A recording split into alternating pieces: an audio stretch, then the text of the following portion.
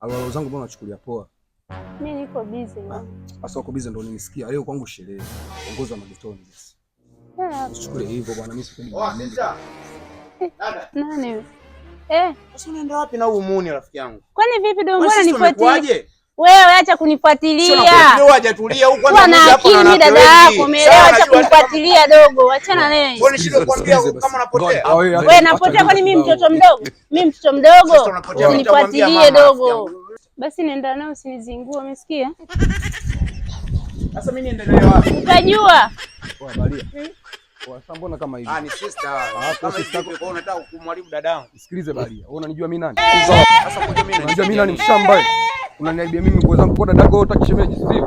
Kwa mimi leo unaondoka na wewe. Afu wingi kila mwezi mimi nakumaliza na wewe mshamba wewe.